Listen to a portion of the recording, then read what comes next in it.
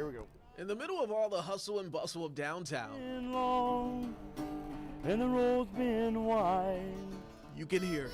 On his guitar, Jeremiah Quinn tells the tale of hope and freedom. I've seen a lot of interesting things out here. But he can also tell you what happened here last Saturday night. It was wild, man. I don't know. I've never seen anything like it. What he witnessed was a group of teens fighting in the streets with no adult supervision in sight. But there was probably like 100 kids, like, just going nuts out here. We have been asked to come back. 10 Point, known for calming tensions, will walk these streets. That'd probably be a good idea.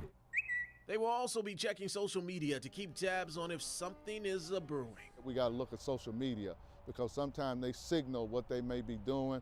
So we will be paying attention to social media to make sure that we don't have groups coming down to fight. Harrison will take this charge this weekend, but he will ask parents to do most of the leading. It's really not the job of the mall and IMPD and 10 Point and other community groups to babysit your children. Go on, So Jeremiah here, singing the words of my song. and others, can enjoy the sounds of our city. Let's ride!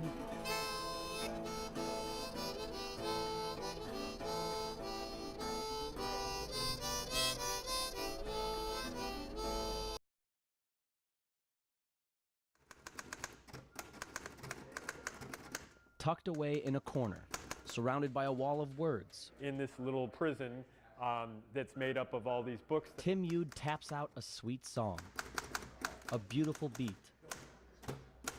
mechanical music. It's my first time hearing a typewriter in real life. I think it's beautiful. I love that noise. Some of the typewriters really are rat-a-tat-tat, and some of them are thud-thud, and this one, you know, it's somewhere right in the middle. I mean, it's pleasant.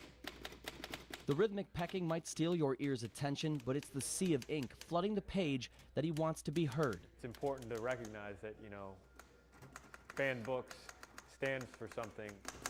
Letter for letter, He's a lot faster with a couple of fingers than I am with 10 fingers. word for word. I guarantee you I make mistakes. Yude is retyping the most fitting example of literary censorship. For Banned Books Week, the Vonnegut Library has invited me here to retype Ray Bradbury's Fahrenheit 451 on Ray Bradbury's actual desk that he used at the time that he was writing that great novel. He wrote also that novel, the first draft of the novel, on a Royal KMM typewriter like this one. For a 6-day span, Today is Thursday? Today's Thursday. I lose track. Yude's fingers danced across the keys. I retyped the novel all on one page. Rest coming only in brief stretches or in the dark of the night. I will be ready to sleep in my own bed in 3 nights, I can tell you that. He's a presence and making a statement that is an ongoing statement that language is not dangerous, and ideas, we should not be afraid of them. Where the Wild Things Are, or Harry Potter, or The Great Gatsby. I mean, these are books that are very accessible. The idea that we could live in a world where we're limited or denied access to books is a frightening thought, and it's not an unreal thought. With his blotted canvas taking shape, the tattered sheets are ready for their final chapter. I'm almost going to be sad to burn it because I like the way it's looking. Okay, all right. It's too late for me to back out now. I've got one paragraph to type, and it's going to be quite a little ceremony here. I turn these proceedings over to Tim Yude. Whether we're readers or non-readers, it's a civil right. It's something that's super important that we protect our ability to access literature in a free way. A basic civil right that sparked this masterpiece. 30 hours up in smoke. With photojournalist Sean Pierce. But for a good reason, and I'm happy I did it.